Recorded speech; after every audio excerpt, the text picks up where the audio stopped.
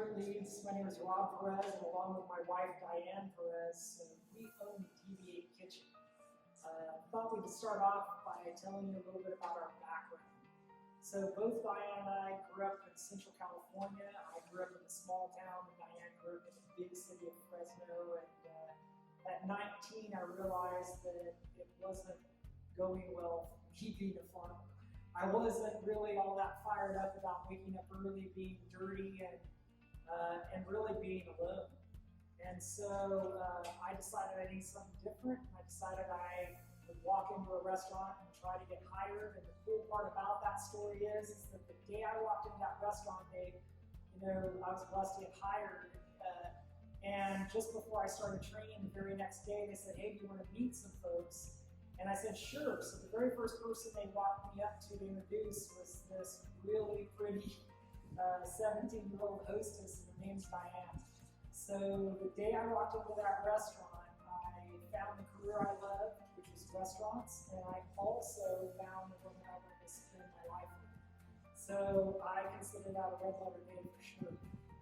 So I worked my way up that restaurant, and I got asked to go to a startup which only had 6 restaurants. It was called Hard Rock Cafe, and I was with them for 10 years in both operations and development.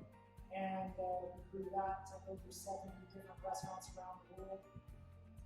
Then I was recruited to go by the CEO of Hard Rock to go to the Walt Disney Company and open up, design, create, and open and run entertainment complexes outside of the theme park. So after building the infrastructure of that division, I got paired off and I started working on something that was super fun. It's called ESPN Zone.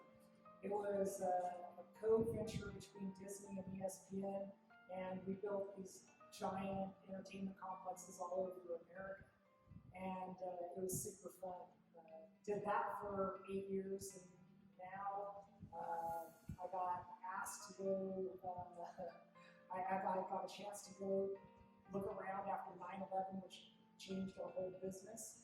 I had a couple of setbacks and realized that I wanted to do something on my own. So I ended up in Lexington, Kentucky, chasing a job, and did that for 2 years, and I got the opportunity to open up our own. Diane and I opened up Solid Good Restaurant and Pub, and we've been doing that for 13 years now.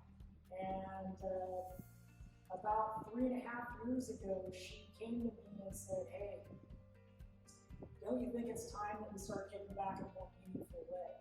And her idea was to help people that were in addiction and heading towards recovery and giving them a job. And that was particularly poignant because I, at 25 years old, had a terrible addiction to alcohol, and drugs were in there as well. I identified myself as an alcoholic.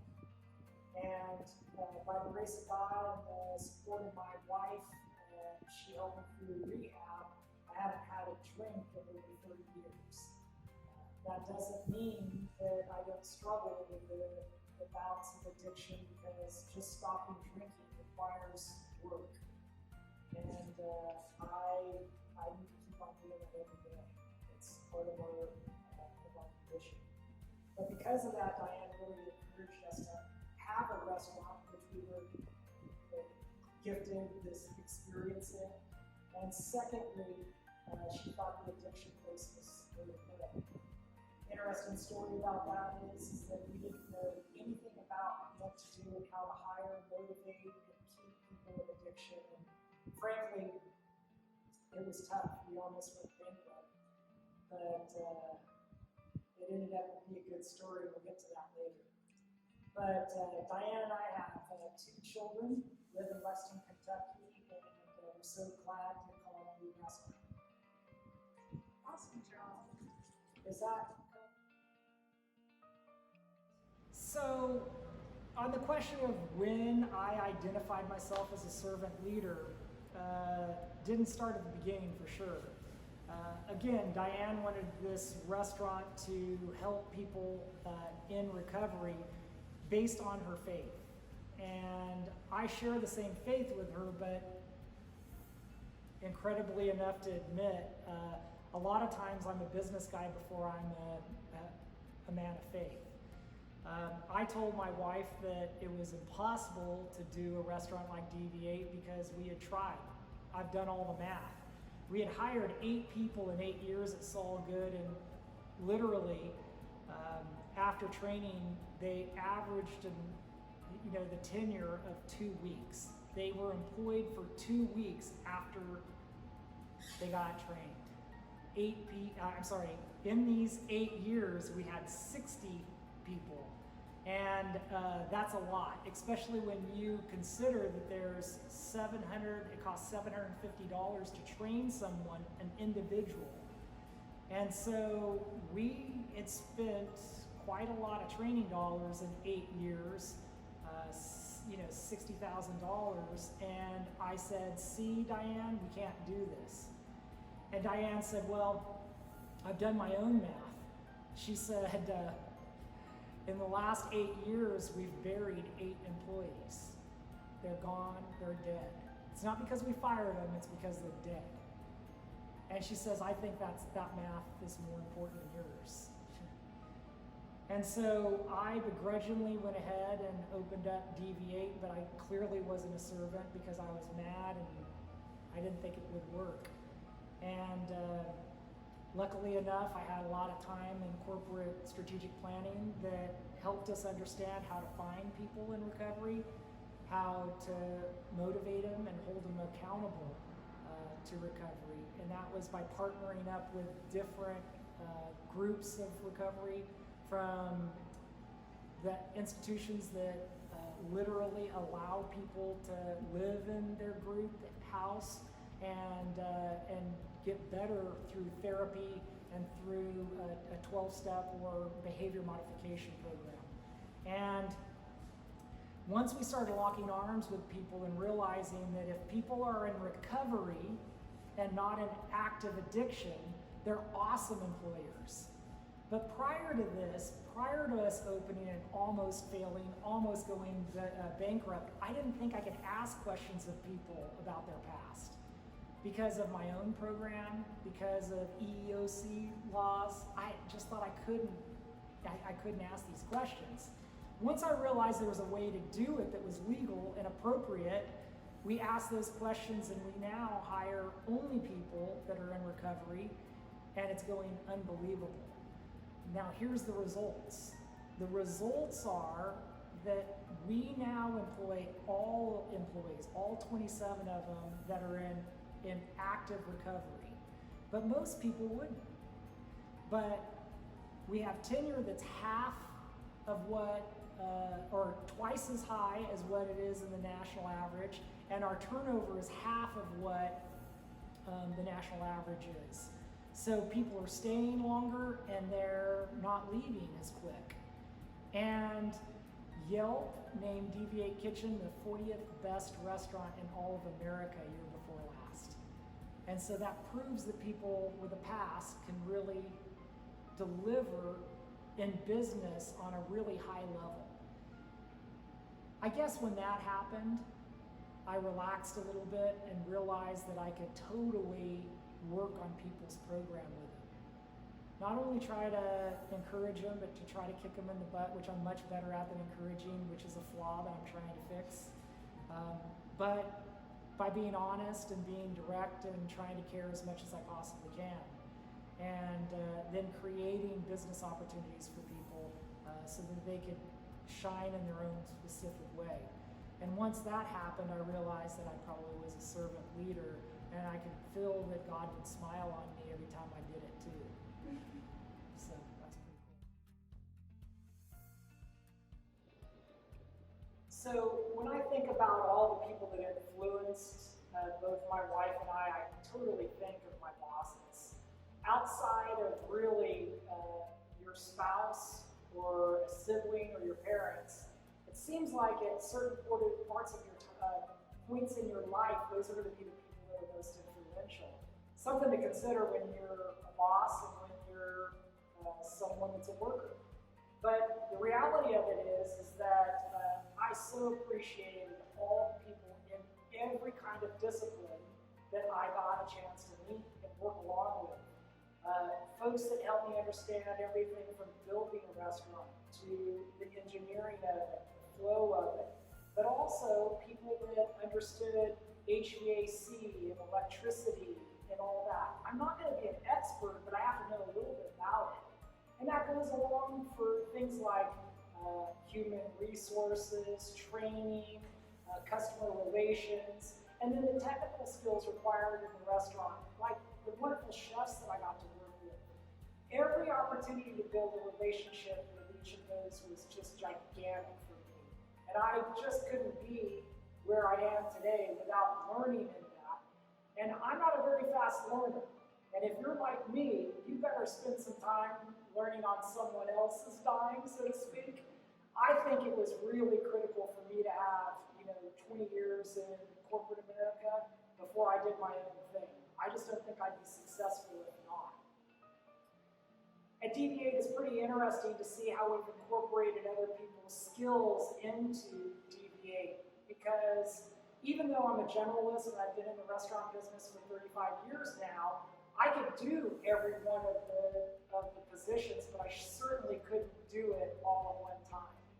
So the reality of what we're doing is that we have to wait on 160 people at one time. I can't cook, I can't clean tables, I can't greet the guests, I can't stock, I can't bake.